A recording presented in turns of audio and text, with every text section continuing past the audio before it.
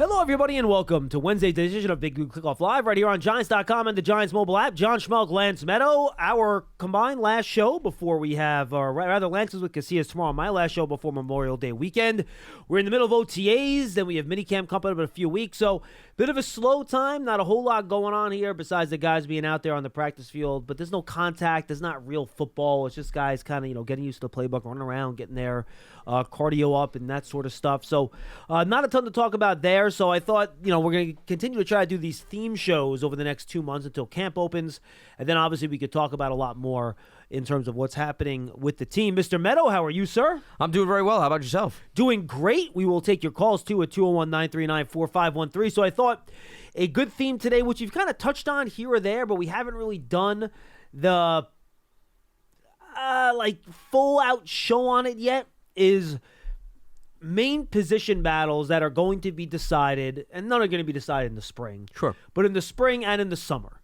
So we'll go back and forth, kind of like we did last week with our rankings in terms of what we're watching, the players that we think can kind of, compete for some of these positions, and what's the most important things that'll kind of dictate what the Giants would look like at the start of the season. Lance, why don't we start with you? What's the number one thing you're watching?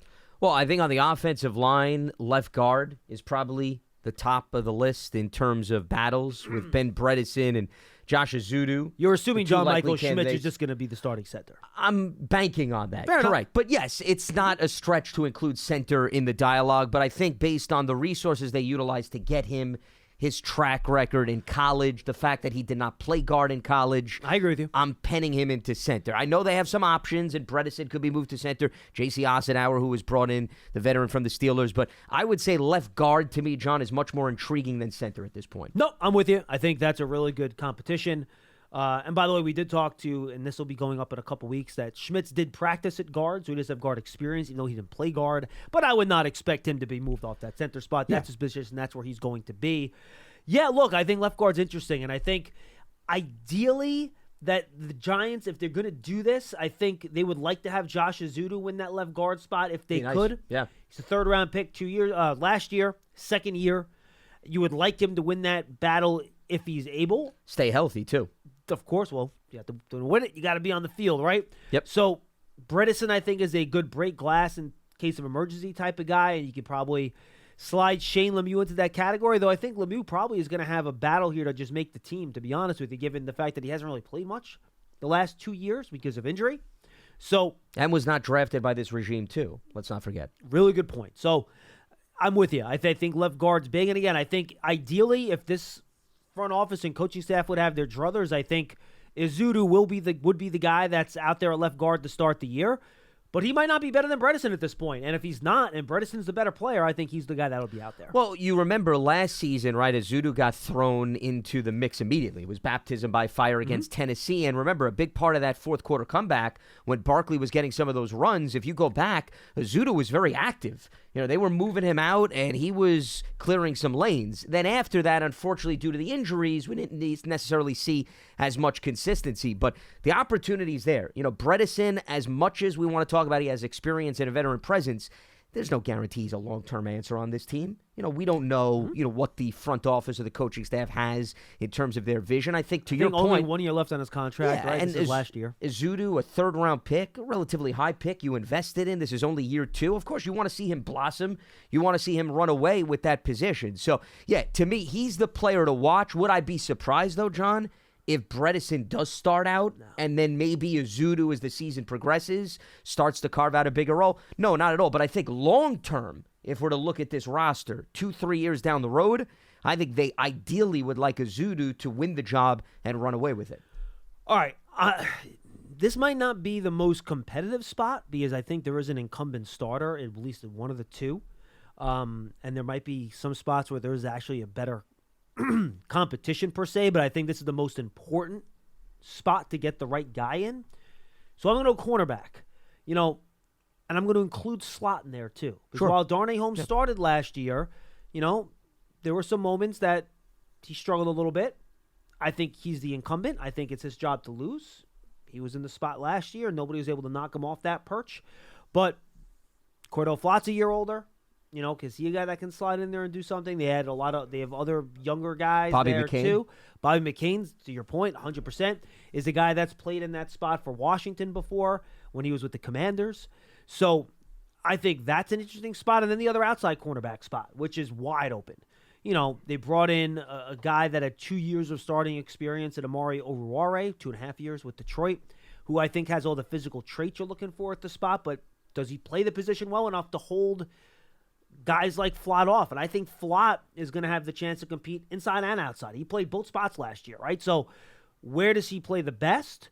How does he compare to the other players competing at those two spots? You have Nick McLeod, right, who was a starting corner last year. He has some position flexibility. He's a guy that can go out there and win that starting cornerback spot.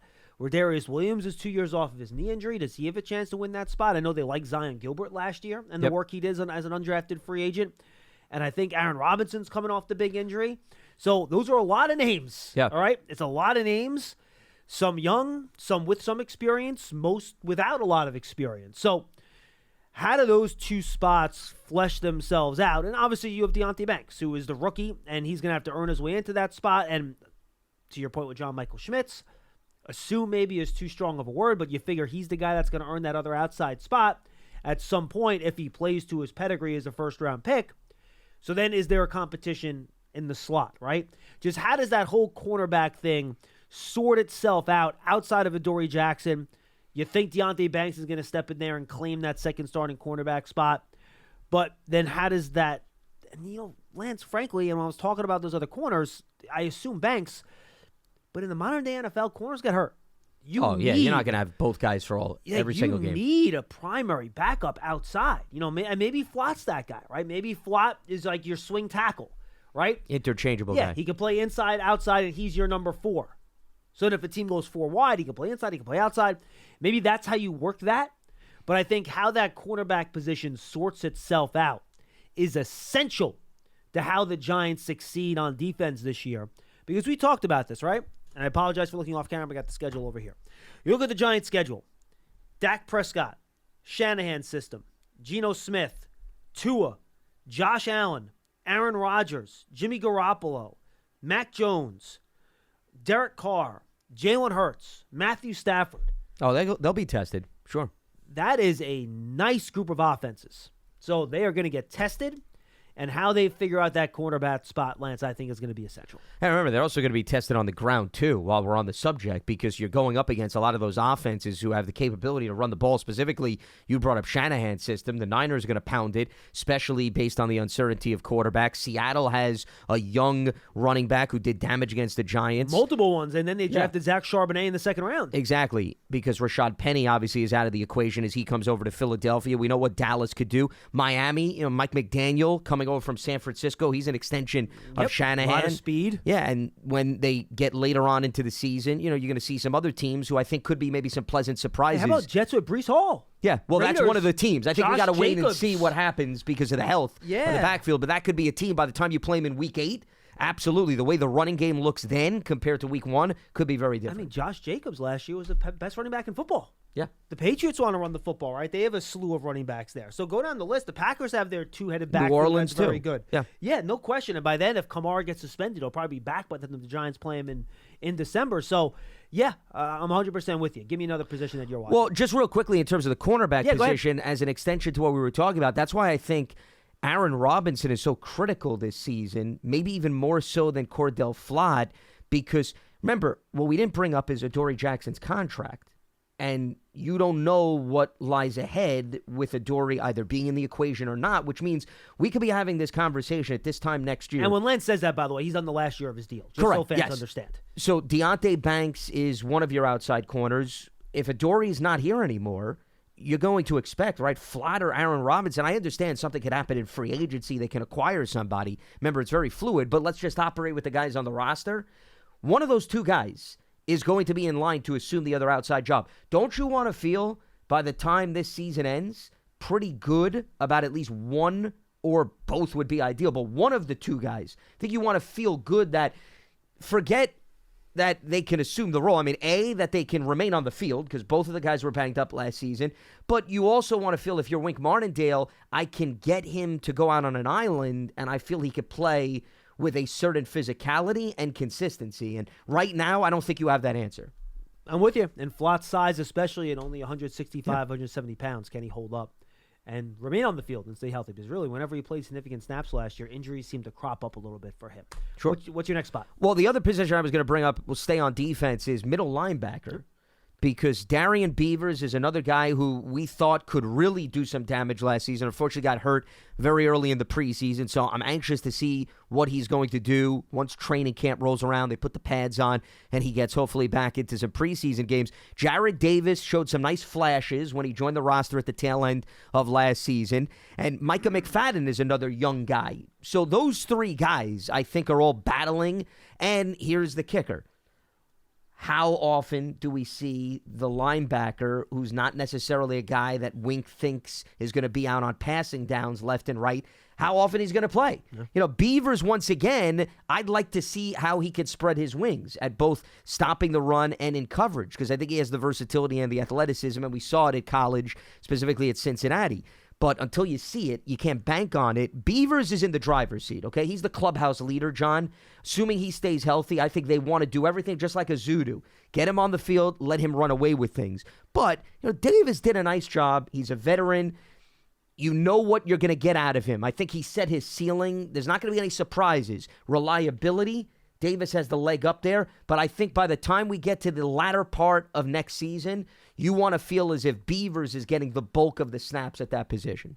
No, I'm with you. And again, I think it's important. I think the best point you made there was how much did that guy even play? Like, how much is he on the field? Is it just on rundowns and short yardage? Is it going to be such a heavy safety situation again? Which brings me to my last one that I'll bring up, is safety. You have Xavier McKinney, which you know what he's going to do. You feel good about him, right? Even with the hand, I think he'll be fine. I'm not worried about that.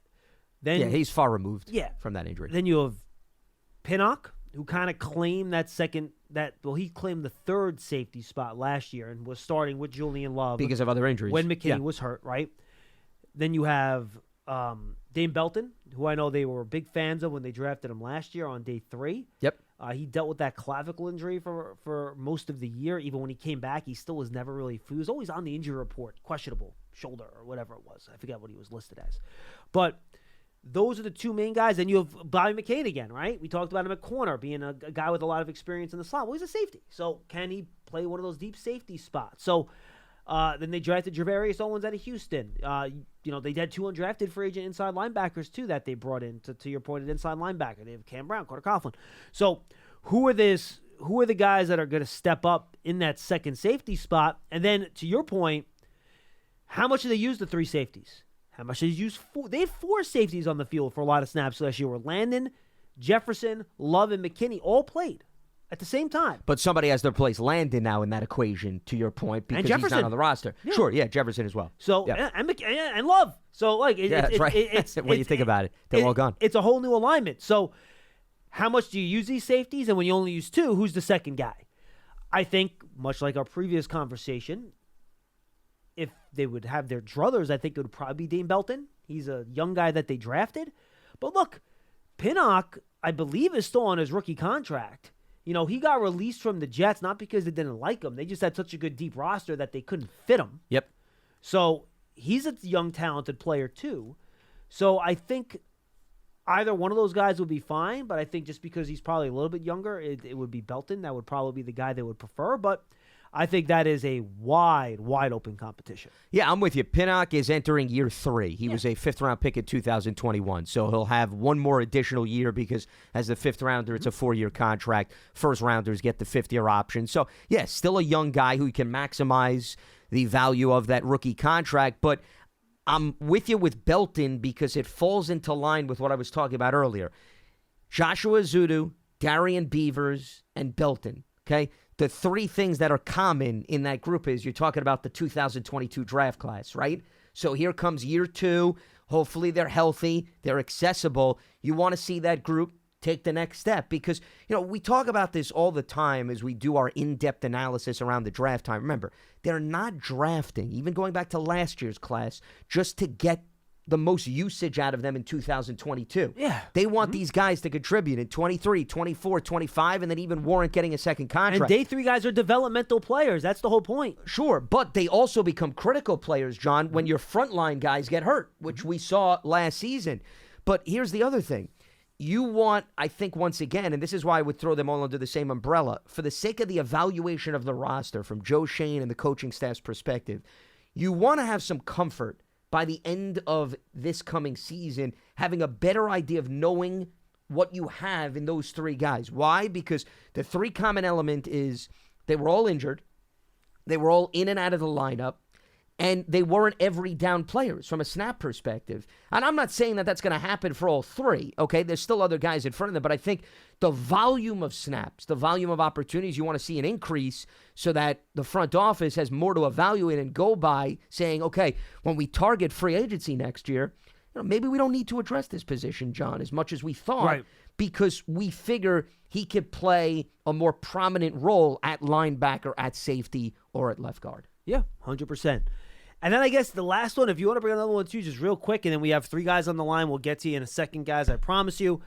Wide receiver. I mean, like, slot specifically, I guess, is what I'll focus on, because no, you know what? I'm not even going to do that, because the other than Isaiah Hodgins, who I feel pretty confident about is going to be one of the starters. He's got a unique body type. He played really well last year. Yep. Even though he wasn't drafted by this regime, the regime brought him from Buffalo, where they drafted him there. So he kind of is a quasi-almost draft pick of this group. They know him, he knows them. Heading into his 4th year, right? So I do you disagree? I feel pretty good Hodgins is the one I guy think that's you going to could start. pen him in, yes. I think that's a very safe assumption. But who are the other 2, right? If they go 11 personnel for more than half the snaps, which is what 95% of the league does, maybe this will be different, because Waller, maybe they'll use him like a wide receiver, so they'll be in 12 a lot. I don't know. But possible. just for the sake of and argument. the play of Bellinger last season, too. Warren's putting him back on the field. 100%. I think tight end's a position of strength, right? So, and that's why I think we both had him in tight end in our top 3 when we did our position group rankings. I think it was definitely in the top 5, something I believe. like that. It was high up there. So, who's the slot? And again, the competition there is fierce. Sterling Shepard, Wan'Dale Robinson, both guys trying to get healthy. Paris Campbell, who, you know me, I've been pretty excited about the Campbell addition. I think he has some real potential. I like his body type and run after catch ability, especially if Wan'Dale is not healthy, who I think they'd like to have in that spot. I think Paris Campbell is going to get real consideration there, and I think he might even get some consideration outside too. And then you have Jamison Crowder, the veteran, who they brought in this offseason too. So that's 5 guys that four guys that you have in the mix there that can all compete for that spot. And then I mentioned Paris Campbell outside. Well, is Darius Slayton the incumbent?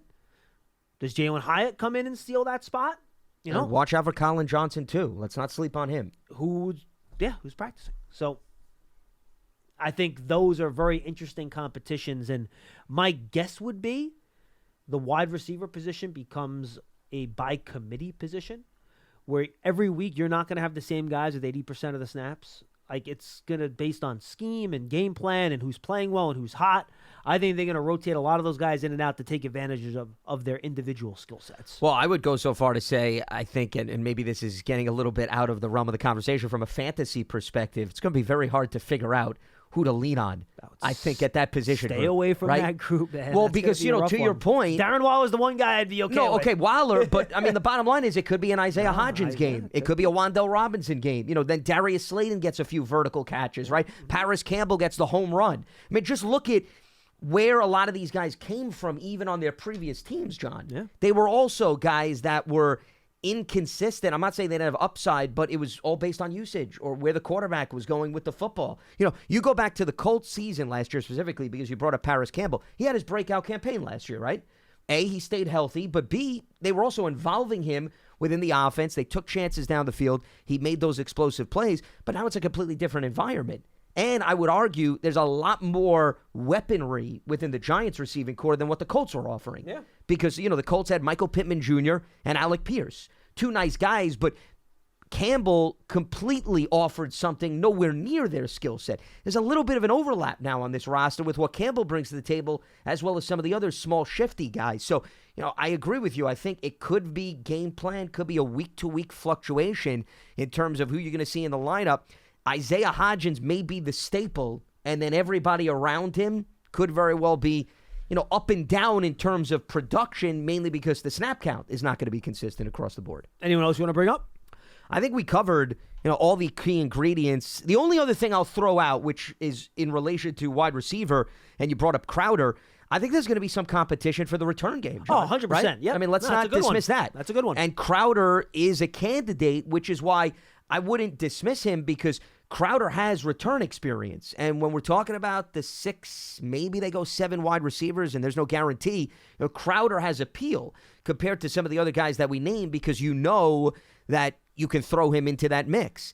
As far as some of the other players, does Eric Gray get thrown out there as a special teams guy? He did not serve as a return guy in college, but do they experiment with him? He is the skill set for it, He especially does. on kick return. Correct. Yeah. So, we may see somebody in training camp in the preseason where we're saying to ourselves, where was this? They didn't utilize him like this in college because they don't want to have to keep, John, an extra guy on the 53-man roster just because he's a return guy, right? You want to figure, okay, we can utilize him as a running back as well as somebody in the return game. So that, to me, may be the most intriguing one of all the ones we already discussed here. All right, let's get to your calls, 201-939-4513. Make sure you go and subscribe to the Giants Huddle podcast. It features long-form interviews with Giants players, coaches, and front office staff, both past and present.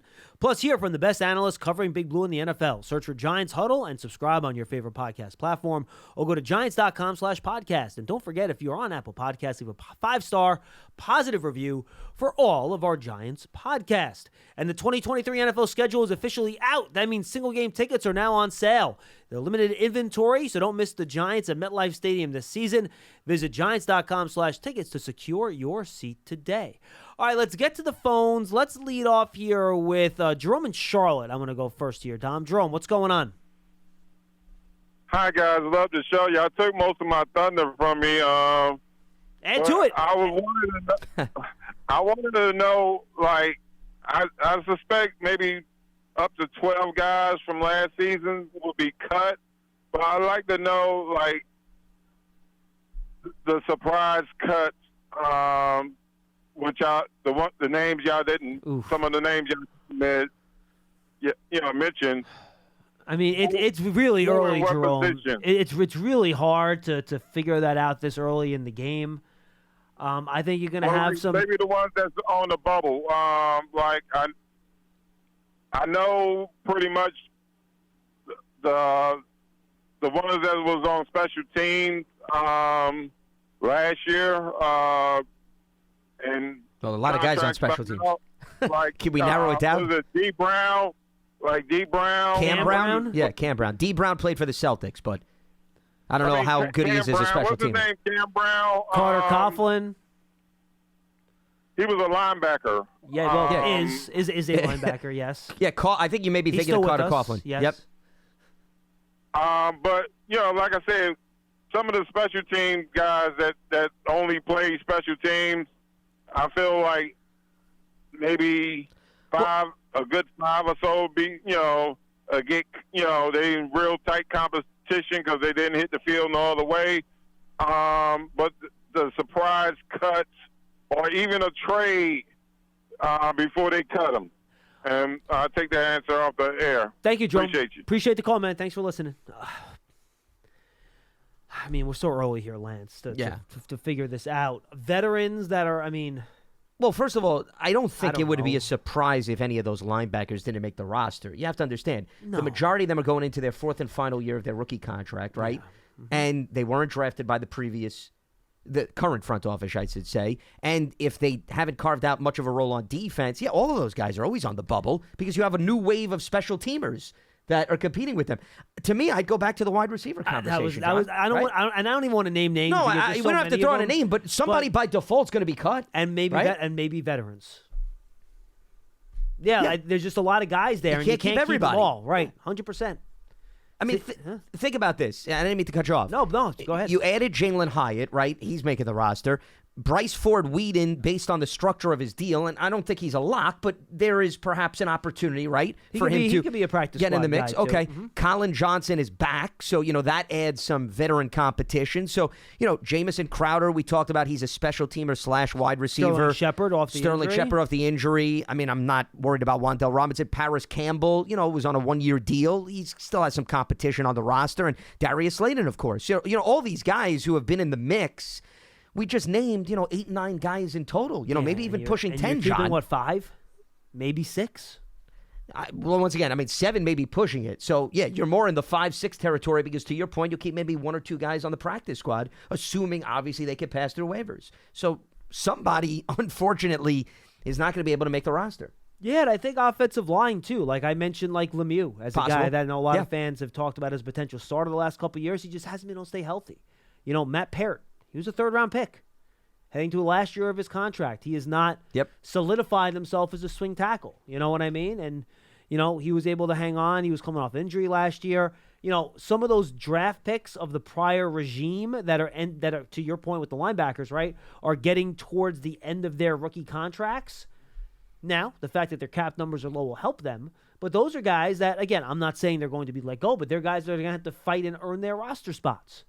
When you're not a starter and your main role is going to be on special teams as a backup, younger guys on the earlier parts of their rookie contracts are going to push you in those spots because teams want guys that they have control over, right, for longer periods of time based on the contract. So those are the guys that I would kind of keep my eye on if I was I think to summarize, and once again, way too premature to start getting into names. I mean, we haven't seen any training camp, physically padded practices and games. But if you are looking for categories to watch out for surprises, just based on sheer volume and the fact that there's younger guys pushing some of the veterans, wide receiver and offensive line, I would put those at the top of the list. Because, once again, it's a numbers game at both positions. And maybe there's a young guy on the offensive line that right now we're not talking about. Because here's another example, John. Marcus McKeithen is a name we didn't bring up, right? Okay. I was going to, but then I'm like, he's a really late pick. But no, he's in the mix too. Right. Absolutely. We didn't see him last year. Unfortunately, he got hurt. 5th rounder 2022. And once again, I'm talking about this hypothetically speaking. He comes into training camp. He starts impressing. They give him opportunities in the preseason. Does he move himself up on the depth chart? Does that all of a sudden make a veteran a little bit more expendable? Who knows? I mean, things like that are not crazy. So wide receiver, offensive line, to answer the caller's question, those would be the 2 positions, big picture perspective, that I think is worthy of keeping close tabs on. Yeah. No, I think you hit it. 201-939-4513. Tom in Stratford's up next. Hey, Tom. Oh, hi, guys. You just touched on the point that I wanted to talk about. I was going to say, and I'm looking at their roster right now, and I see like 10 wide receivers and 15 offensive linemen that are NFL caliber. So they're going to be cutting some really good players this year. Yeah, but that's a good problem to have, though. It is a good change when after cuts you are like overhauling another 5 guys off the back end of your roster. That's probably not going to happen this year. Right. But how many are they going to keep on the team, and how many can they keep on the practice squad? And to go on the practice squad, don't you have to be like 3 years or less? Not anymore. There are veteran. There are a number of how many? 4 of them are there now. There are enough veteran exceptions on the practice squad where you could pretty much keep whoever you want. Yeah, and you've got 15 spots. Is it 15 now? I believe it's 12 or 15. Did it go to 15? It might be 15. I'm going to look it up in terms of the breakdown. It's 15, I think, or 16 in that department. I think they may have even extended it because they were very happy with how effective it was. Let's see. This is an article. 16. Yeah, okay, because I remember them actually boosting it. So 16 players. I don't think you got to worry about if you want to keep 3 offensive linemen, you want to keep 2 wide receivers. That's not putting a stress on the breakdown of that roster. You have more than enough room to do that. Up to 6 players with no limitations on experience. Okay. Yeah. Okay. So, I mean, that's high volume, too. And can I ask one more thing? No. Yes, of course. Go ahead. What do you guys think about that new punt rule? To me, I don't like it because to me, the punt or kick? Yeah, it's a kickoff rule. The kick return rule you're talking about, right? The 25-yard line. No, I thought fair they catch. were talking yesterday about the punting. Anything like inside the 20 comes back to the 25 now. That's kickoffs, not punts. Correct. Oh, okay. All right. I got to pay more attention. Yeah, I mean, they're Thank you, Tom. The Appreciate the call. NFL is adopting the college rule. That's what they're doing. Yeah, which I'm not a huge fan of. Well, you want Honestly, and look, I know you want to reduce injuries as an injury play. I get all that. And I support that, but I think there's a way to do it where you reduce the injuries, but you leave the play in the game. I kind of like what the XFL did, where you have the guys, instead of starting 30 yards apart from each other, or however many yards it is, and then slamming into each other at full speed. The XFL lined the guys up, 10 yards apart, I think, on kickoff, something like that. I have to double check what the rule is, but basically, you almost set up like a running play, right? Where the guys are lined up relatively close to each other. They kick it off, they release the block, and they basically run it. But it's just not guys connecting at like high speeds because they have 20 and 30 yard, running head starts to get the top speed before they knock into each other. So that would be, and Rich McKay who's in charge of the competition committee, kind of intimated that when he was asked about the new rule. He said, look, it's temporary. We'll try to figure out different ways to leave the play in the game a little bit more. As this is just a 1-year test rule, it's not a permanent rule. And then maybe they'll put some of those in instead, because none of the special teams coaches wanted this. It takes the whole strategy of... Oh, of course. And basically, for the fans that don't know, by the way, if the ball is kicked inside the 20-yard line, is it, I believe, a player can call a fair catch. Correct, yeah. Doesn't matter if it goes in the end zone or not. They just put their hands out side to side like this, and the ball goes to the 25-yard line. Yeah. So you're probably going to see... We already saw kickoff returns reduced a lot this past year. You're going to see it go way down. Yeah, because why take the risk? They're going to spot you the ball at the 25. What are you taking a chance? Yeah, because the reason you had more kick returns last year, it was not by choice. It was by the kicking team forcing the return team into doing it. Which plays into strategy. And now you can't do that anymore because of the fair catch rule. So I'm not a huge fan of it. I'd rather figure out a way to keep the play in the game and just change how players are aligned to reduce injuries, but I understand what they're doing. Yeah, I mean, it still comes down to the health factor. I think even in Rich McKay's press conference, they cited a few numbers about concussions going up. So, this is a way that they hope to counter that, and that's why I think it's more of a wait-and-see approach. Which I wonder, approach. by the way, might be detection as much as it is actual number of injuries. Well, once again, you can only go by what they're throwing out there. Yep. I don't know who's doing the research or, how detailed they're looking at, but, I mean, clearly... Because the more guys you bring into the tent to test, the more guys that are going to test. Of course, yeah. But, I mean, according to the data, it seems as if the concern is the numbers did go up, and they don't want that to continue. So this is a counter to that. But I can understand special teams coaches and how they're feeling. I mean, listen, that's how you make your money, right? You want to be able to find a few spots in a game to flip the field. And this is now taking away those opportunities. And you were, I think, alluding to this too somewhat. Kickers have gotten so effective and so good, it's hard enough to return it, even without this rule. Right. Now you're adding this rule, and kickers can still do their thing. It's going to be far and few, which... keep in mind, this is why when we have these conversations, John, about how many wide receivers are they going to keep, you wonder, how does this rule impact how many guys you keep as sole special teams return guys? Right. And coverage and kick coverage guys. Of course, all of that. And that, if I'm the players union, I would not like this rule. I mean, you're still keeping the same number of players. You're just keeping a different type of player. Well, okay, so let me be a little bit more specific. The members of the union who carve out specifically special teams. Yes. Okay. I would not be happy about that. I would That's not correct. be too pleased about that, because now maybe you're not nearly as appealing as a player that clearly showcases more versatility. I mean, clearly they're going to have the long snapper, the kicker, the punter. I'm not going to that extreme. I wish we had Fiegels here to talk about this. Well, we can certainly maybe get him to weigh in at some point in this. Last time I checked, he still has a phone that's operational, so we can always have him give us his perspective. But I think also it'll be very interesting, just like when they changed the extra point, what happens in the preseason, because the preseason, John, has always been the guinea pig. It's a precursor. Let's see how it plays out. I mean, right now, I understand there's a lot of skepticism, and I'll throw myself into that window because, I don't love it. But I'd be very anxious to see how the preseason plays out. Now, you could argue, do teams maybe take a few more chances in the preseason? Well, because they want to actually see how their guys do on exactly, those plays. right? You want to give them a return. Reps. You're not going to say, take a fair catch because we're so worried about field position in the preseason. Yeah, right. Spot the ball Exactly. at the 25. So, but see, that's maybe... Yeah, I'm not sure you will know in the preseason. Well, no, you bring up a very case. good point. So maybe the first quarter of the season is going to be truly the guinea pig Yeah. for what happens moving forward. Yeah. Will you see squib kicks then?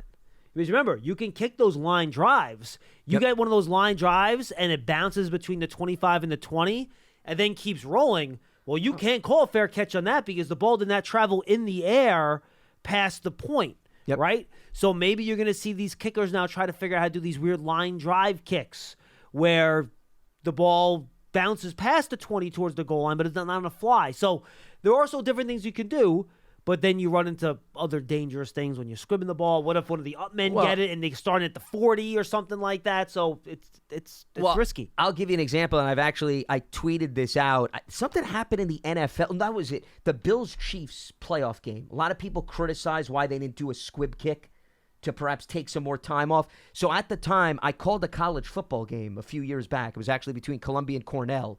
And Cornell gave a squib kick to Columbia's dynamic return, man. I mean, he was absolute crazy, not just in the Ivy League college football. He wound up returning it, take it to the house, because everybody was caught out of position, and the lanes, it parted like the Red Sea, John. So I'm not a huge fan of the squib kick. Everybody says, do the squib kick. You better be very well disciplined on your coverage unit. If you have one or two guys out of position and he bounces it right into his chest, he'll take it to the house without a doubt. So I understand people always say squib, squib, squib. That could come back to bite you when you least suspect. Squib, squib, squib. Yep. Let's go to Hugo in New Jersey, and then if we have some time at the end, we'll go over some of the other rule stuff that they've been doing, too, with the league office, too. Let's go to Hugo next. Hugo, what's up? Hey, good afternoon, guys. Hello. I guess I'll take this in a different direction, maybe in a fun direction. John, I remember sometime last year you interviewed someone with the Giants before the release of the uniform schedule who talked about, I think it was on a puddle, in the huddle, or one of your other the Giants podcasts. Puddle? You should rename it. The Giants Puddle Podcast. Giants Huddle Podcast, by the way. We're contemplating actually new imaging. I like it. Let's go with the Giants Puddle. I like that. The check is not in the mail, Hugo. Big Blue Puddle, maybe? It could be a big puddle of blue water. There we go. Yeah. Big Blue Puddle exactly. Podcast, maybe? And we interview the player that sacrificed his body and makes splash plays each and every single game. There you go. See, I mean, it writes itself here. This is just tremendous. I can already hear of the I do marketing. remember the interview, and the person discussed how much effort and thought process went into the revision of the uniforms and the uniform schedule. And I noticed the Giants did say that they were going to wear the throwback blue uniforms for 2 home games this year against the Packers and the Commanders. Does that mean that the all white color rush uniforms will not be worn this year, or is that no? The Giants are going to wear 4 uniforms this year. They're going to wear their regular home whites. They're going to wear their regular road whites, whatever you want to call them, with the whites with the red numbers. They're going to wear their typical modern day blue with the white numbers. They're going to wear their color rush jerseys, which is the white with the blue numbers. And then they're going to wear their legacy jerseys, which is basically the 80s and 90s the classic uniform. Blue jerseys. So those are the 4 jerseys they're going to wear at some point this year. They have not announced when they're wearing said jerseys. As far as I've not seen that schedule yet, unless I missed it somewhere. No. I found Legacy's what games? Yeah, there we go. No, it's is this from? Oh, no, this is Washington and Green Bay, isn't it? Yeah, Washington and Green Bay, but they have not announced color rush or when they're wearing their whites and blues in the other games. That will probably come, I imagine, sometime in July and August. Yeah, those are the 2 legacy games. Yes. Just to clarify that I mentioned. Correct. Yeah. Well, as a longtime fan, if I can make some suggestions, I'd like to see. That's why we're here. Suggest away. I'd like to see the whites being used for away games. Which whites? The home game. Which whites? No, the color rush, all white. Okay. And I would suggest 2 games: the Christmas Day game against the Eagles and the Buffalo Bill primetime game. Well, Hugh, here's the problem. You cannot choose what uniform you wear on road games because the home team gets to decide what uniform they're wearing, and if that team decides to wear white uniforms, then you can't wear your white uniforms. It can't be white on white. I mean, assuming those teams are wearing their right. In the case of the Eagles, the green and the Buffalo usually, Bills. Hugo, I will say, and I understand why you're saying you want to wear blue at home, white on the road. That's kind of what the tradition is in the NFL. When you have these special uniforms, you generally want to get them on the players for home games, because if you head to a game and your kid sees them wearing these cool white jerseys, you know what the kid's going to want to do? He's going to walk down to the pro shop and buy the white jersey, and that's what they're looking to do. Everything's about the almighty. I know, and honestly, no one's told me that. I'm just assuming. But look, if you have a cool uniform, you want to wear it in front of your home fans, right? You don't want to wear it on the road. Put the funny dollar and cents joke aside. You want to wear your cool uniforms in front of the fans. So you'll have those two legacy ones at home. I imagine you'll have the color rush at home as well, and then the other uniforms will probably be your traditional blue for the home game. So then that'll be, 5 games, right? Because we have 8 home games this year, right? Yeah. 8. Yep. Okay. And if I may, maybe probably not for this season, but as we enter our 100th anniversary season in next year, it seems like the way the uniforms have evolved, there's really no need for the gray face mask, given that the team's no longer wearing gray pants. And I think a white face mask on all the uniforms would look great on TV. So that's a little bit of a fashion statement. Now, Hugo, remind me, did they stop wearing the I don't keep track of all this stuff, so I apologize to the fans that are like, Schmeelk, you work there. How do you not know this? Well, sorry, this influenced I just, winning and losing games. Come on. I'm sorry. I don't track the color it of the face mask. I don't track it as well as I could. Role. I know 2 years ago, Hugo, they still wore the gray pants for some games. Do they not wear the gray pants with the white jerseys at all anymore? That's out completely. Yeah, no longer. Okay, I got it. Yeah, then you know what? I will put my fashionista hat on then. I agree with you. I would go with white face mask on all uniforms then too. And I know there's a lot of planning involved for sort of a 100th anniversary season. I'd like to see the patch on the uniforms be the giant man in the red circle, the one that's right behind you, because I think that's a nice linkage to the past. I like that logo too. In 1925 to 2024 or 100 years or whatever underneath it, but I think that should be the logo as opposed to something more generic. So just some fun things and some ideas. No, that's great. Hey, Hugo, hey, Hugo, it's the off season. It's May. If you're going to call up with stuff like this, now's the time. Thanks for the call, bud. We appreciate it. Okay. And I will just say this, and I'm not insinuating or saying anything. They are already hard at work upstairs working on 100-year stuff. There's going to be a lot of cool stuff in all realms. It's going to be awesome. It's going to be a lot of work, a lot of people. But there will be a huge 100-year celebration next year for the 2024 season. Now, people will be, hold on, they played in 1925. Shouldn't 2025 be the 100-year celebration? No, and it's always add one. It's because unlike when you count, the first year, 0 actually counts as a year, right? So it's kind of one extra. So 1925 is 1. It's not 0, which is why 2024 is the 100-year anniversary. Yeah, it's no different when you look at a player and how many seasons they played in the NFL. Right. Normally, you can't just do the subtraction from the final year to the first year. You have to add an additional year to account for that first season. It's different with ages, right? Because I was born in 1981, but in 1981, I was not 1 year old yet. Well, I was 0 years old, right? Exactly. That's what I'm saying. So that's why the way you count these things is different. Yeah, they're grown men immediately when you throw them out on the field in year 1. Okay, so, it's not like add water and wait till they grow, and then we account for that. All right, we do have a couple open lines, 201-939-4513 if you want to get in and chat with us. Let's go to Donnie down in Texas. Don, long time no speak, man. How are you? I'm doing great, John. How are you guys? We're great. All right, I got 2 questions for you. The second part is a 2-parter, so I'm going to start with the first one. I'm going to use a boxing analogy here. Yeah. In our own division, the Philadelphia Eagles are obviously the heavyweights. And if you guys agree or disagree, I'm open to hearing you. The Eagles right now are the class of the division, of the conference. Yes. They are the team to beat. No argument from either one of us. Yeah. They are Definitely really talented. And, the one weakness we said going into last year, we didn't know what they get out of the quarterback. Well, guess what? We have a much better idea of what they're going to get out of the quarterback, and it's a lot. So the Eagles are a very, very good, well-coached team. And they have more continuity, too, as a result of what the quarterback did, and another year with Nick Sirianni and the offense. They added 2 first-round picks. Sure. I mean, I don't even want to. It gets me annoyed. Anyway, Don, agree. What's number 2? And no doubt with that. I agree with both of you. As far as the Cowboys, I got them as light heavyweights. I kind of got the Giants at super middleweights right now. My question to you, based on that, Washington, I'm not even including on this. So my question to you guys in fairness, is, Don, real quick, before you ask your question, and Lightweights, and Washington. we have plenty of time to have this conversation. How many games in the standings Washington finished back at the Giants last year? Only about 2, I think. No, game and a half. closer. Yeah.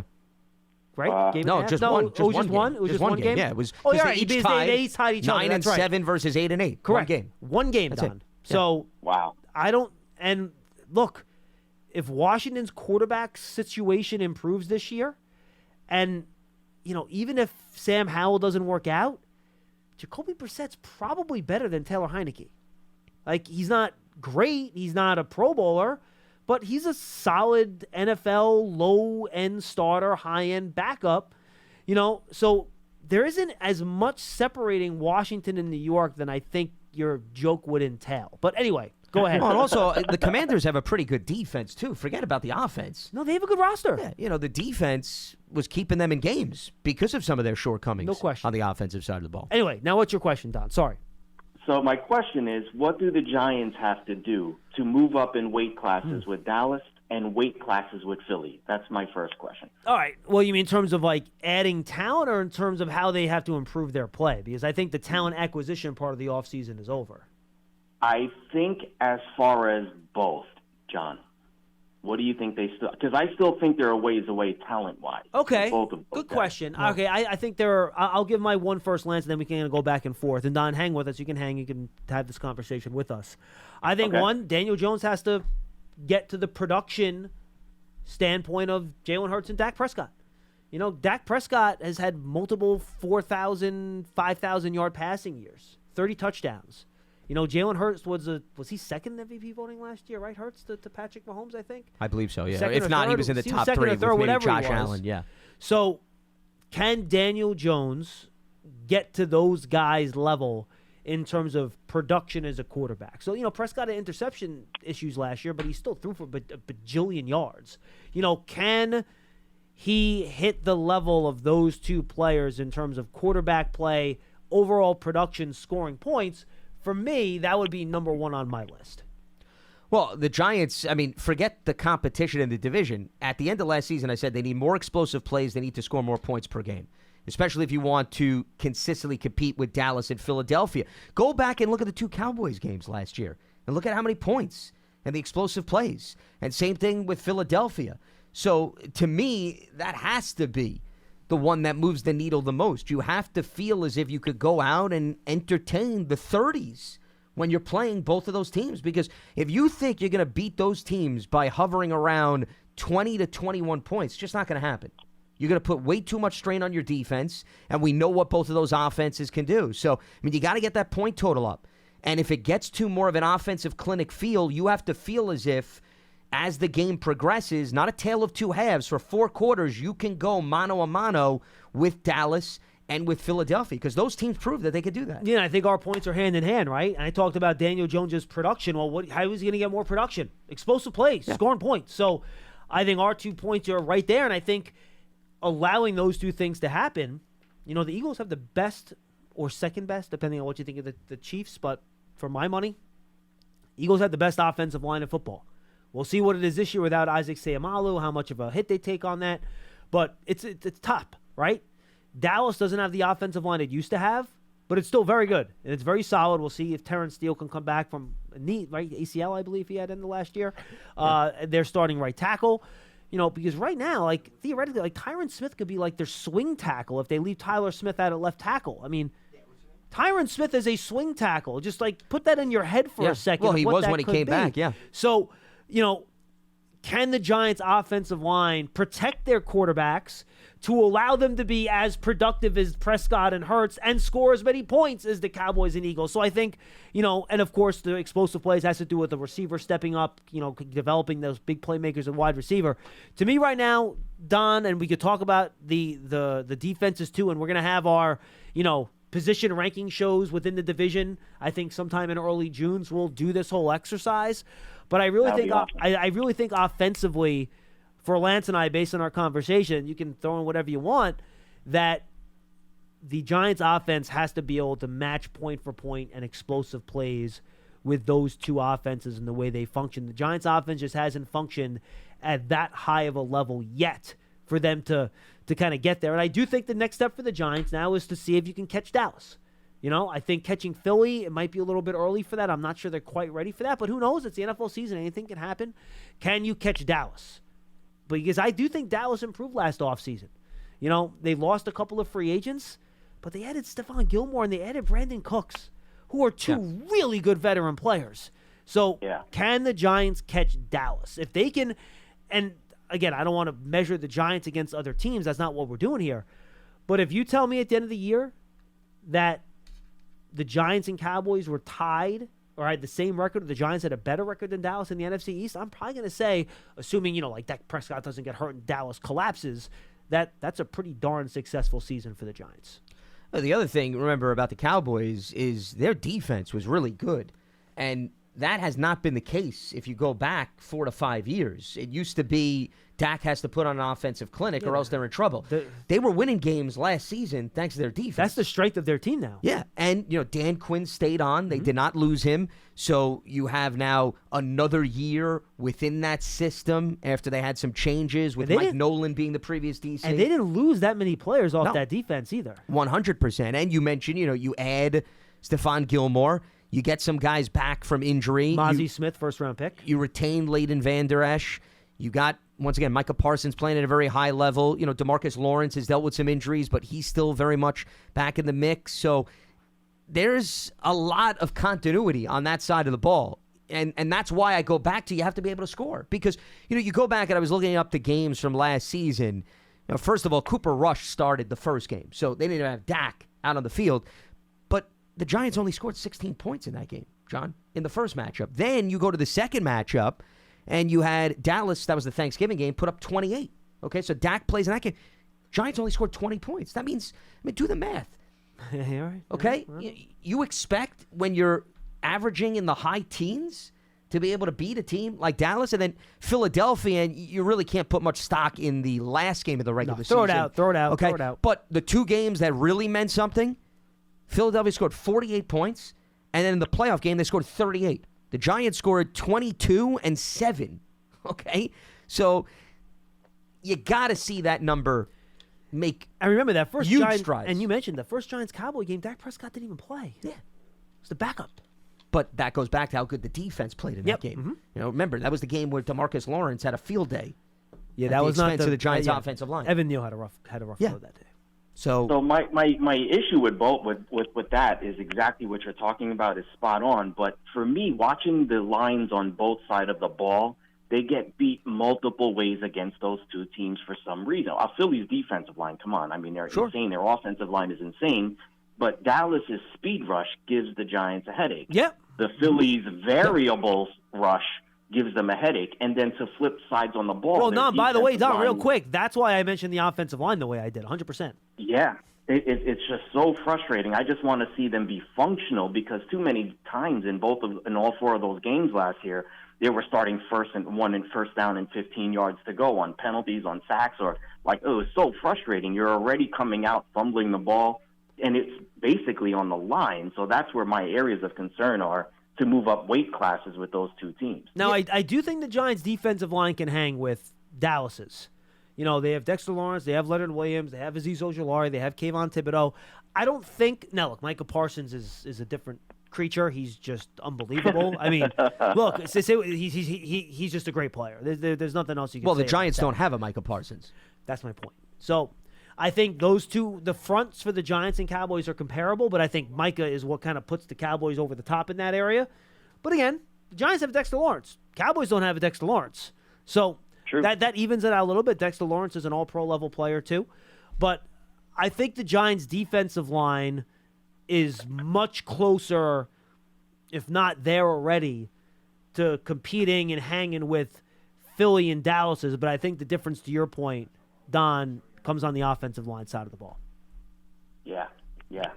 And just the second part of my question, gentlemen, is in two parts. And you kind of touched on two names already about it. So as far as the wide receiver skill set that's in the room, you got all different kinds of guys. And they're interchangeable, some of them, based on speed, some on route, some on short, and stuff like that. Mm-hmm. Do you see them sprinkling in a 5-receiver set with this type of with this group? And second, and I'll take this answer off the air, guys, who do you think will lead them in receptions? Between Hodges and Waller or whoever, I say it's going to be Hodges who's going to lead the team in receptions at the end of the year. I'm curious to hear what you guys have to say about that. No, good. Have a good one, guys. Don, good questions. Really good call, Don. I thought that was actually a really. Of course, this is the type of come big picture topics. Bring them in. We can fill a whole show with that sort of stuff. Excellent call, Don. Good job. I don't think they will go a lot of 5 wide receiver sets, Lance, because I always think Darren Waller, when he's healthy, is going to be on the field, and he's not technically a wide receiver. So will you sometimes see 4 wide receivers with Darren Waller? Yes. Will you see 5 wide receivers with Darren Waller on the bench? Probably not. That's the way I would look at it. Well, and also, once again, because of Daniel Bellinger and his ability to catch the ball, too. I wouldn't rule that out. If you didn't have tight ends that could do production and damage in the receiving game, then I think it's much easier to have the conversation about 5 wide receivers. But why are you taking the tight ends off the field if those guys can make plays for you? And your running backs. Yeah. Barkley and Gray, who can both catch the football. 100%. So I don't think you'll see it often, but I think, maybe, third and super long or whatever, you might, if enough of these guys play well, you might see some of that. But I think there's no reason to take Darren Waller off the field, which gets to Don's second question. If Darren Waller's healthy, he's leading this team in receptions. I have no doubt about that. Now, will he be on the field enough? No way to know. We can't predict injuries. He's had 2 injury-plagued years. He's over 30. Does that bode well? Probably not. That's why the Raiders are probably willing to deal him for just a third-round pick.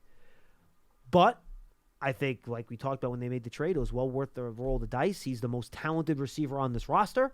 He's the best pass catcher on this roster as an overall player. So if Darren Waller's healthy, I believe he will lead the team in receptions. Well, and we will do our over-unders and predictions too, so we'll also do that at some point. He did that multiple years in Vegas, and then, of course, they brought in Davante Adams, and he was hurt last season, so that didn't really give him a fighting chance. Hodgins, we only have 8 games to go by. He wound up with 33 receptions in those 8 games last season, and that put him still third on the team, or fourth, because 2 guys tied for first. It was Saquon and Richie James. How many of those, I don't know what his snap count was in those games. Like, how many did he play, but he really only played a little bit? Like, how many full-time, snap games did he have? Well, that's why, because I'm trying to project and think about if you now double Hodgins' games, and once again, there's no guarantee that he's going to play every single game. What are we looking at? Could Hodgins get into the 65 catch category? Don't think that's crazy. No. Then it clearly comes back to, once again, does Waller play consistently? Waller and Hodgins, to me, are the 2 guys that I think have the best chance to lead this team in receptions. If you tell me Wanda Robinson plays 17 games, I think he's got a shot too. Yeah, I don't know if he's going to be ready for that. Well, and that's the common element with 2 of the 3 guys, because I wouldn't say Hodgins is a big concern injury history-wise. We don't have a lot to go by. Robinson didn't stay on the field last year as a rookie, and Waller, we know, based on some of the ups and downs that he's had to navigate. I think, Waller benefited. If you go back to his days with the Raiders, and I'm removing last season with Davante Adams, they never had a number 1 wide receiver when Waller was on the team. There was no one threatening Darren Waller as the top guy in that department. You never had somebody consistently put fear in the eyes of the opposition. You had Hunter Renfrow, you had Nelson Aguilar. Waller was the guy. And Renfrow was more of a possession guy anyway. Yeah. So the Giants, now they have volume. Do they have a true number 1 guy that's putting fear in the eyes of the opposition, similar to the Raiders? I don't know if I'd go that far. You forgot about Darius Hayward-Bay, Lance. My apologies. Yes. Well, that was, once again, an oversight on my part. We'll have to revisit all of the Raiders wide receivers in years past. Maybe I gave Nelson Aguilar and Hunter Renfrow too much credit. I should have put Darius Hayward-Bay ahead of the pack. But getting back to the Giants comparison, yeah, I mean, it's not crazy to say the Giants don't have, a true maybe number 1 fear in the eyes type of guy. But I would take Isaiah Hodgins as being much more of a threat on a game-to-game basis in comparison to Renfrow and Nelson Aguilar. So I would argue, I think the Giants receiving core gives Darren Waller much more of a push than the Raiders receivers over the course of his tenure with that team. And that's why I do think I would not overlook Hodgins. I think when it's all said and done, Hodgins could be neck and neck with Waller this coming season. All right, final call of the show. Let's go to Omar in Atlanta. He'll wrap us up today. Hey, Omar. Hey, how you doing? How you doing? Can you hear me? We got you loud and clear. Hey, I'm doing pretty good. Hey, I just wanted to ask about Wink. What do you think about Wink's system? and In defense? regards to specifically, Well, specifically the new additions that they got, from the off season, like the guy Nacho and the guy from the rookie guy that we got, the cornerback. Deontay Banks. Do you think that we could actually stop offenses from scoring on us?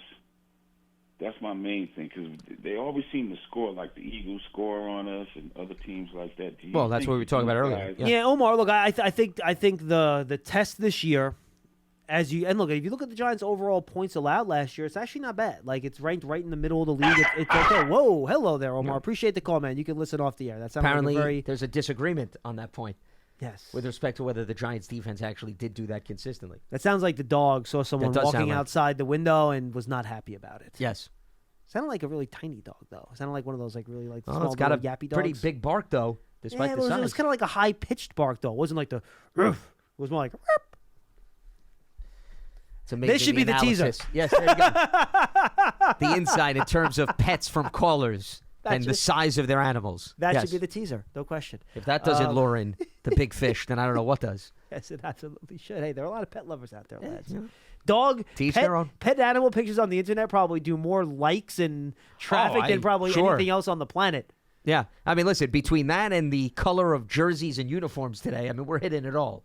We should do like a Big Blue pet podcast or something like that. The problem is that it's That's the audio. next You one. would want it to be visual. No, to it do could be animal sounds, and then you sit there for 45 minutes analyzing those animals. Oh, actually, guess the animal sound is not a bad game to play. If the public at large is not tuning into that without any hesitation, then something's definitely drastically wrong. I do have a book that someone gave Clara when she was a kid, where Animal sounds? Yeah, it was what was the name of the Brown? The same guy that wrote Brown Bear. For all the people that read Brown Bear, what do you see? Blah, blah, blah, blah, blah.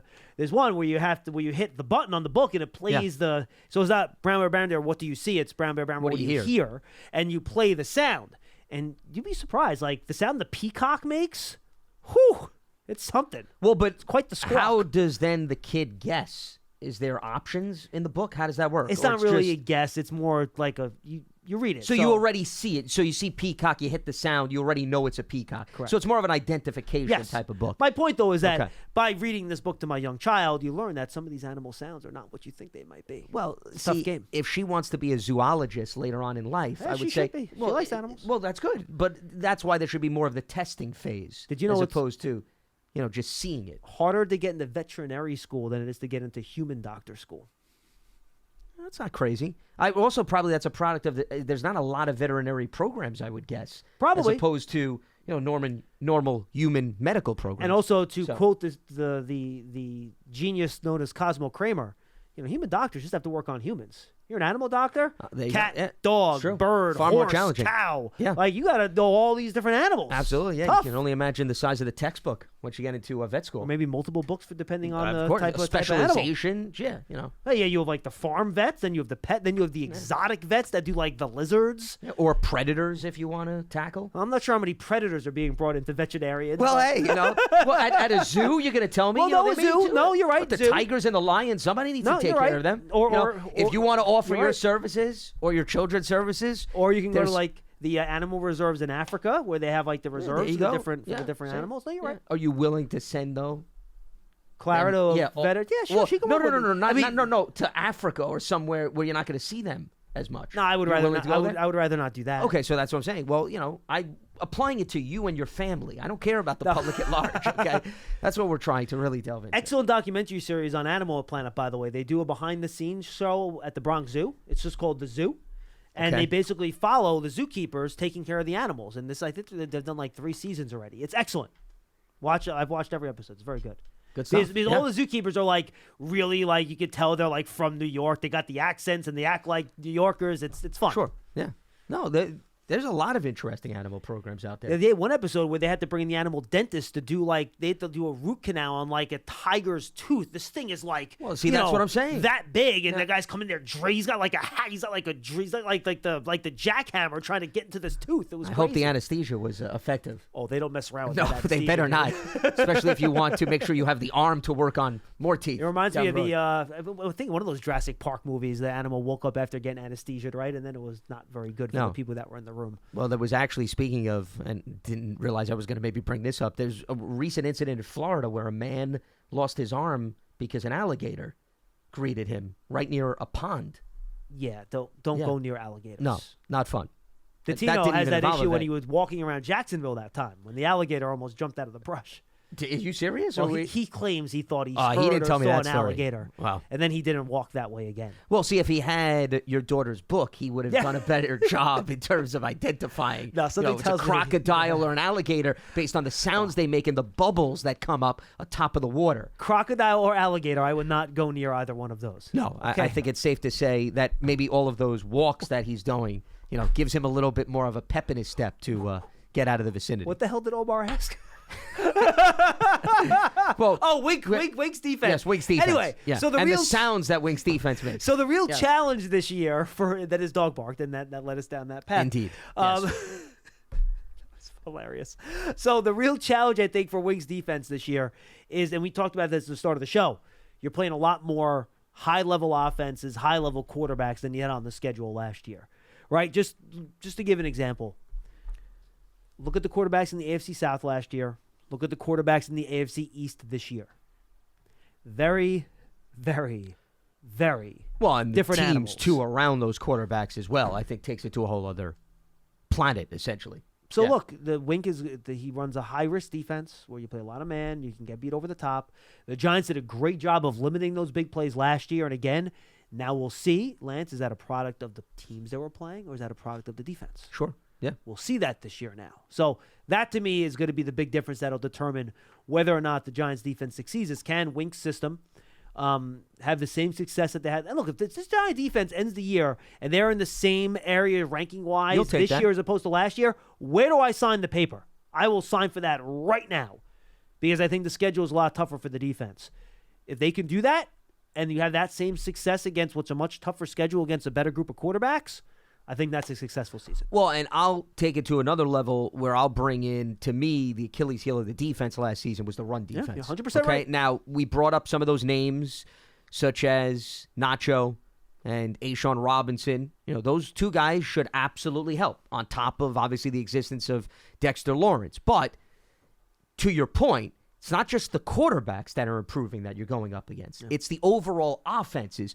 Remember, when you brought up earlier in the program, we were talking about the early season schedule. I referenced a lot of those teams also can run the ball effectively. Mm-hmm. Dallas, San Francisco, Seattle. We're going to know a lot about where this run defense is. But if you really want to talk about the defense overall taking a next step forward and helping those guys that you put out on an island, the corners, you got to be able to stop the run. And that's going to tell an awful lot, I think, about whether or not this defense makes a significant jump, because it's what you did up front combined with the caliber of the competition increasing that you're playing this season. 100%. Just to give you an idea, folks, the Giants this year, this is their schedule, okay? They have to play Buffalo, second in points per game last year. Philadelphia, twice, third in points per game last year. Dallas, twice, fourth in points per game last year. San Francisco, 6th in points per game last year. Seattle, 9th in points per game last year. Miami, 11th in points per game last year. The Raiders, 12th in points per game last year. Packers, 14th in points per game last year. So those are a lot of really good teams. And by the way, Miami, did I not list Miami? Yeah, you mentioned Miami. I did mention Miami. Yeah, you okay. mentioned Miami. And then you have the Jets, who are adding Aaron Rodgers. Yep. The Saints are going to be much better adding Derek Carr. Sure. Now, where they were last year. On the flip side, the Packers lose Aaron Rodgers. The Raiders lose Derek Carr. Yep. But Jimmy Garoppolo is not too shabby. The Rams are going to have Matthew Stafford back. So their offense is certainly going to be a lot better. Yep. So it's a very, very, very... And you think the Patriots' offense will get better because they have Bill O'Brien, who should be a much better offensive coordinator too.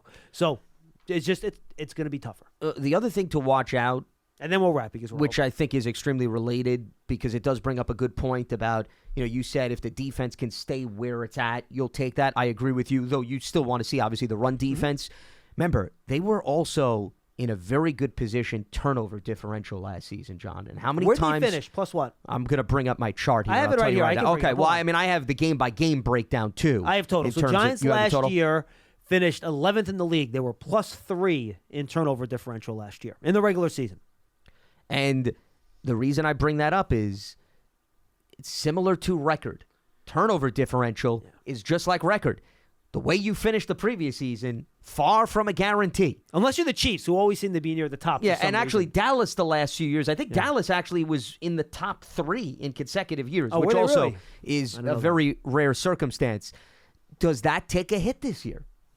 Because remember, Remember, it's plus 3 isn't huge. It's No, not. no, it's it's not not. like they were plus 10 or something like that. That's fair, but you did have a decent takeaway number. I mean, you were right under 20 last season, but here's the other part of the equation. It's not just so much the defense, it's Daniel Jones and his production, because on previous shows, John, we talked about if your quarterback's going to take more chances down the field, you're going to put the ball in danger more than you did last season. So it's not just about the defense staying steady.